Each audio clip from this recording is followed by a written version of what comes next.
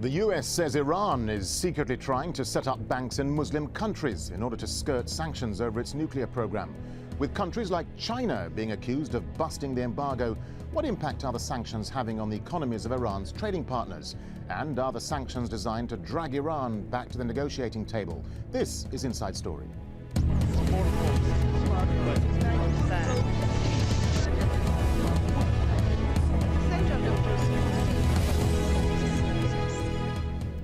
Hello and welcome to the programme. I'm Darren Jordan. Economists are saying that sanctions on Iran seem to be having an impact, but a number of Iran's trading partners could be feeling the pinch as the West piles on the pressure to cut ties with Tehran. In the United Arab Emirates, traditionally the biggest trading partner with Iran, companies are backing away from doing business with Tehran. But the embargo has dramatically hit their profits. Dan Nolan has more now on how companies in the UAE are feeling the squeeze as the sanctions take hold. An estimated 400,000 Iranian expatriates live in the United Arab Emirates, but the trade in money with Iran is rapidly disappearing. Most UAE financial institutions are refusing to send or receive money from Iranian banks blacklisted by the US for allegedly supporting Iran's nuclear program. Morteza Masumzadeh relies on those banks to operate his Dubai-based shipping agency. He says the new restrictions have reduced his business by 70%, claiming they go far beyond the scope of UN sanctions. It's a great impact, great negative impact on the Iranian businesses. For about nearly 10 days, there was no business at all, no transaction at all. Traditional wooden boats still ply the same route between Dubai and Iran as they have for centuries. The UAE is considered Iran's top trading partner, worth an estimated $12 billion last year. $10 billion of that involved Dubai, a figure that's expected to halve thanks to the new restrictions. The new crackdown follows US Treasury meetings here in August imploring tougher action on Tehran. Soon after, the UAE Central Bank ordered local institutions to start detailing all remittances sent to Iran. Many local banks may have now decided the safest way to avoid violating UN or additional US sanctions is to not deal at all. But at what cost? Dubai's trade with Iran helped the embattled Emirates survive after its property bubble spectacularly burst. If you knock $6 billion in terms of money coming through the Emirate off, that's going to cause significant issues for the Dubai economy, given what's happened in Dubai over the last 12 to 18 months anyway. Money is something the neighbouring Emirate of Abu Dhabi is not short of. As the UAE capital, they control financial and foreign policy and historically have been much more wary of their Persian neighbours across the Gulf. Dan Nolan, Al Jazeera, Dubai. Well, joining us now to discuss the wider impact of the sanctions and which countries perhaps stand to lose and gain from the embargo are our guests. In Tehran, Sadegh Zibakalam, Professor of Politics at Tehran University. And in Birmingham, Scott Lucas, editor of EnduringAmerica.com and Professor of US Foreign Policy at the University of Birmingham. Gentlemen, welcome to the programme. Sadegh Zibakalam, let me start with you in Tehran, if I may. How do you assess the wider impact of these tightening sanctions? Are they beginning to bite, as most observers believe? Bismillah ar-Rahman ar-Rahim. The Western leaders, including the US leaders, have always maintained that we are not trying to harm Iranian people, and the sanctions are aimed against the Islamic regime. Unfortunately, it is the Iranian people who have been suffering, who have been hurt badly by the sanction, and not at all the Islamic regime. So if the idea amongst the Western leaders was to put the Islamic leaders in a corner and force them to give in to whatever demand that the Western powers had, I'm afraid it hasn't worked at all, and it's the ordinary Iranians who are suffering. Scott Lucas in Birmingham, do you think there is a domestic agenda perhaps to these sanctions? I mean, could the US and the West be trying to foment perhaps civil unrest with this sanction and perhaps undermine the regime politically? Well, no, I think the primary aim is to try to get Iran to move on the nuclear issue, or what the Americans perceive would be a move to get some kind of resolution on uranium enrichment. I agree in part with Professor Zibakalam, and that is the Iranian people are going to pay a price from these sanctions, and it's naive for any policymaker to say they won't. Where I disagree with him is I personally see signs of tension amongst the Iran establishment, between parliament and the president, with criticism from conservative MPs of President Ahmadinejad, even between some clerics in the establishment, that the foreign policy of Iran is bringing down this economic pain, is really imposing cost on the public. So I think it's far too simple to simply say that, one, the Americans want regime change, and two, that the Americans in the West are punishing the Iranian people, but there's absolutely no effect on the political or economic landscape in Tehran.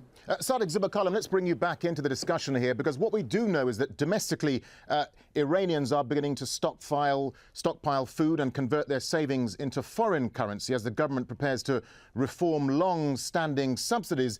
Is this a clear sign that actually the sanctions are beginning to bite? Well, the sanctions actually have had enormous effect on the Iranian economy. But what I'm trying to say is that the effect has been on the Iranian people, not on the regime. The regime actually appears to have used or misused the sanctions as a cushion against its misguided and its mishandled economic policies. Time and again, Ahmadinejad and other Iranian leaders actually say that sanctions have made us stronger, sanctions have made us to work harder, and the Iranian people are backing the Islamic regime, etc., etc. In a sense, what I'm trying to say is that Ahmadinejad has actually, in a very Machiavellian way, has been trying to manipulate the sanction to its own favor. Scott Lucas, I want to touch briefly, if I may, on the regional impact of these sanctions here in the Middle East. The UAE is Iran's biggest trading partner. It's worth something like $12 billion last year. Now the UAE central bank is freezing bank accounts. It's tightening fiscal restrictions on trade with Tehran. Some experts say that $12 billion could be halved in the year to come. Are things set to get much worse, do you think, for the UAE? I don't think they'll get better in the short term. I think the Americans are in this for the long haul, whether or not you agree that sanctions is the right way to go. I think the Europeans are in this for the long haul. I think the Chinese and the Russians, while playing a balancing game between Iran and the West, they're not going to do anything to prevent the maintenance of the sanctions. So I think the only thing that could cushion the blow for the UAE may be assurances from the Americans and possibly from other partners, both in the region and the European partners, that there'll be some kind of, as it were, very quiet support for the financial system. That what they do not want to see, given everything that has happened in the UAE, especially in Dubai in the last year, they don't want to see the ripple effect really undermining the regional economies as well as Tehran. So that's why Stuart Levy has been out in the region quite often. It's not just simply to sort of boost the local governments and say you have to stay tough with Tehran. It's also to give some kind of assurances that the Americans know there's a cost being paid and that in some way they'll try to help out. Sadiq Zibakalam in Tehran, I want to just ask you a quick question on Russia, because Scott Lucas touched on the Russians very quickly. Russia, as we know, is a long-time ally of Iran. But surprisingly, we've now seen Russia recently sign this decree last month, which bans the sale of weapons to Iran and also the transfer of very complicated missile technology. So it's pretty significant if the Russians are towing the line as well, isn't it? Well, the public in Iran, many Iranian people actually despise Russians because many Iranians believe that the Russians are actually misusing the position both vis-a-vis the West and also vis-a-vis Iran. On the one hand, they try to be not to restrict as far as sanction is concerned against Iran. On the other hand, every now and then they give in to the Western demand. So many Iranians criticize the Islamic regime for actually trusting the Russian, and they say that the Russian are actually using Iran as a shield, as as something to bargain with the West. And they criticized frequently the Islamic regime for its close ties with Russia. Scott Lucas, what about other countries that have imposed their own bilateral sanctions on Tehran? Countries like Japan, Canada, South Korea. What do they get out of this deal? Well, in two of those cases, at least, the Japanese and South Koreans, there was very significant U.S. pressure on them before they made their decision. Trips not only by the State Department's key person, Stuart Levy, but indeed by higher-ranking officials. What they get is political capital with Washington on other issues. So the South Koreans or the Japanese can go to America and say, look, we gave you the sanctions on Iran. Now give us some kind of help with this regional issue that we're facing here in East Asia.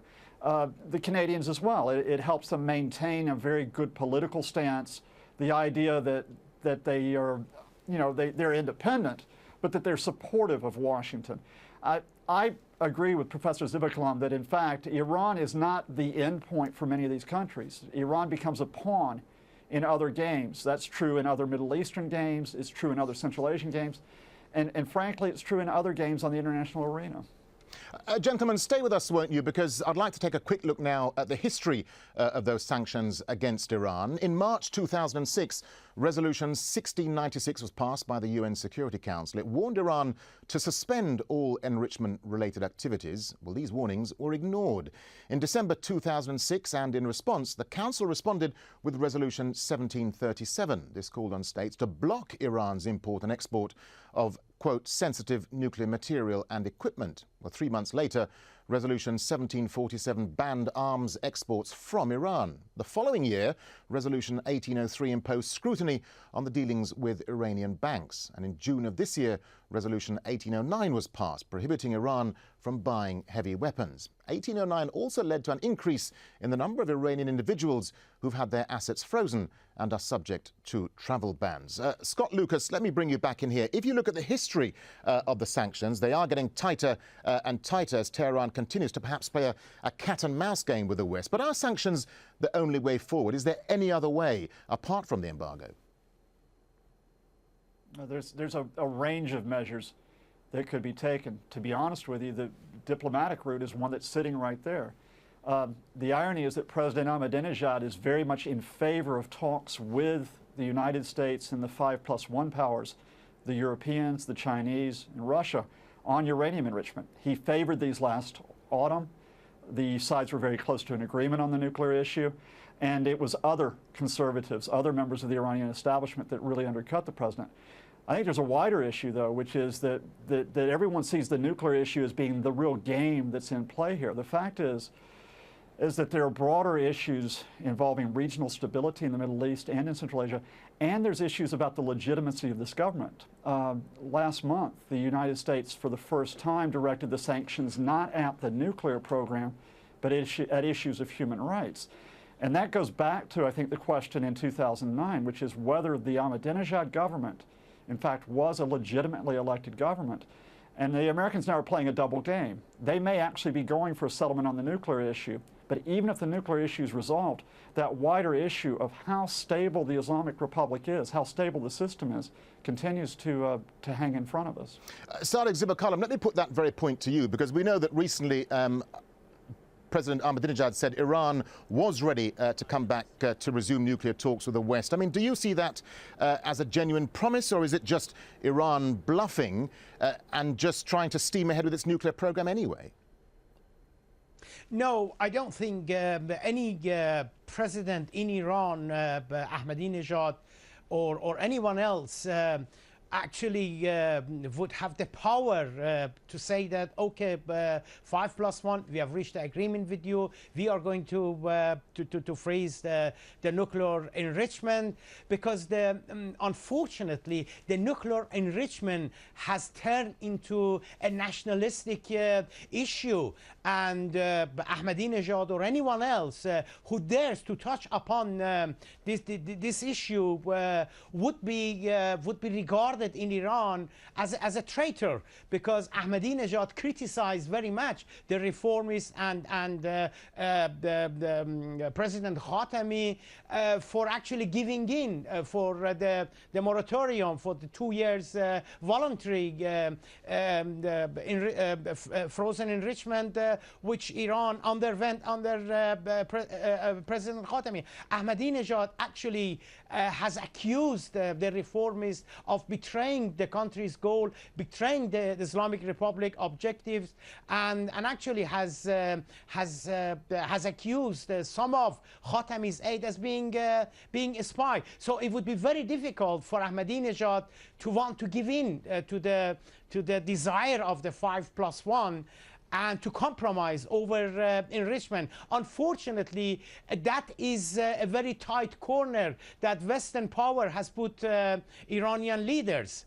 Scott Lucas, I want to widen the story a bit outside of domestic Iranian politics. I mean, and let's just talk about China. You raised the issue of China earlier on. We know that China has been criticized for dragging its feet or perhaps bypassing the sanctions altogether. I mean, what's China's game plan in all of this? Is Beijing breaking its promise of supporting the sanctions? Well, China's playing many games here, and they're games that go far beyond Iran. There's an economic gain here, which is China would like to profit economically by expanding its reach within the region.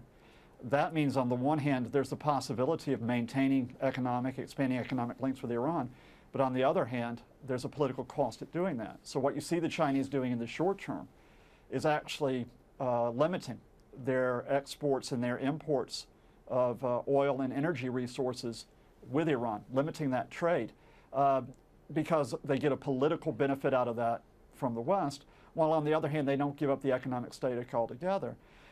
There's also a political role here in that China basically stakes itself out as not just simply doing what Washington wants it to do, but as on the North Korean issue, they become an independent player in their own right. They become an independent power in their own right.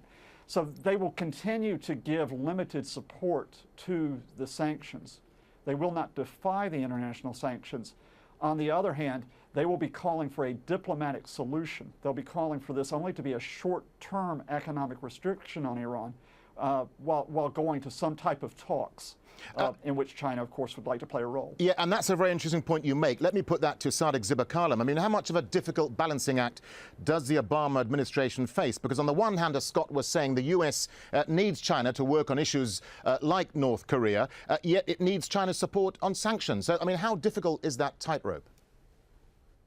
Well, that is what the Islamic leaders have been banging on. They have been anticipating that neither China nor Russia, on the question of sanctions, would not give in 100% to the wishes of the Obama administration.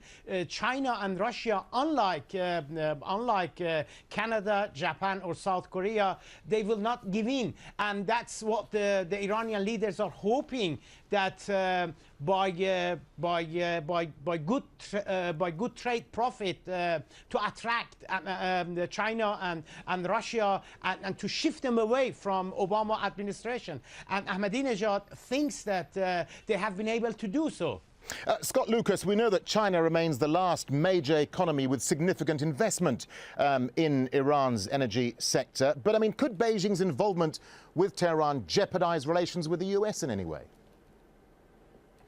No, because I don't think China will let that happen. Take what you're at, the energy sector that you talked about. There's a couple of points here. One is, even if China wanted to expand its investment, it doesn't have certain forms of technology that are needed to develop those oil and gas fields. Those are only available from certain countries, primarily the US and certain European countries.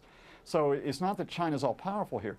Second, China might get a short-term gain from trying to invest in the energy sector in Iran.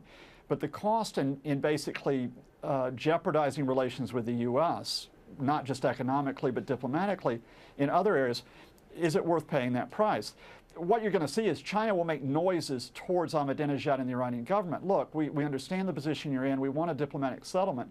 But I do not think that Ahmadinejad's hope that China will prop up the Iranian economy through the sanctions, I don't think there's any way that hope's going to be fulfilled. Sadiq Zibakalam, do you think Chinese companies have perhaps stepped into the void left by Western companies that have now cut ties with Iran?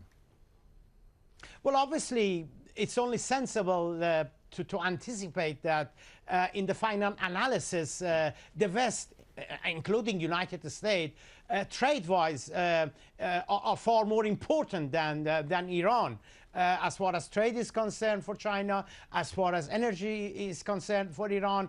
But the point is that Ahmadinejad and other Islamic leaders have said it time and again that even if China, even if Russia 100% go along with United States, it won't change anything as far as they are concerned.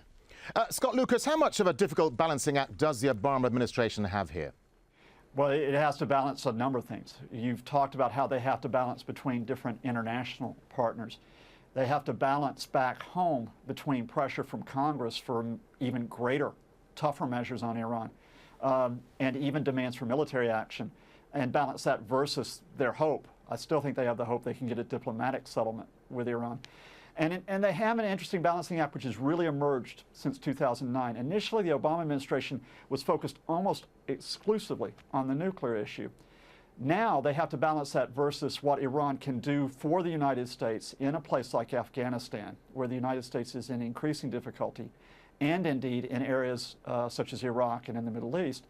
And then they have to balance the fact that the nuclear issue raises issues of who they're dealing with. There is still this question as to whether the Iranian government, given the detentions of journalists, given the detentions of human rights activists, including some Americans, given the continued, as it were, repression in Iran, does the United States really want to be seen to be striking a deal with this government when it says on the surface, you know, we actually do believe that human rights need to be respected in this case? Sadiq Zibakalam, do you see these tighter sanctions as a way perhaps of forcing Iran back to the negotiating table? I mean, can Iran even be pressured back to nuclear talks?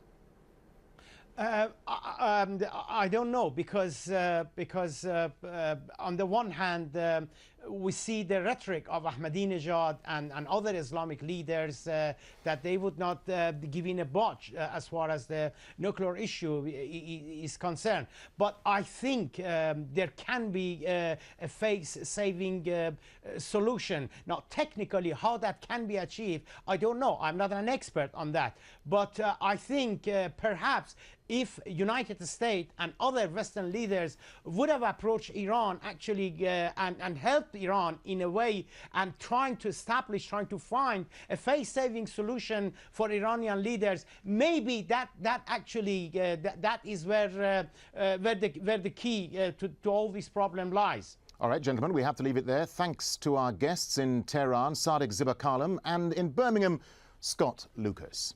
And thank you so much for joining us here on this edition of Inside Story. We, of course, welcome your comments and your suggestions. Please email them to us at insidestory@aljazeera.net. From the whole team here, goodbye for now.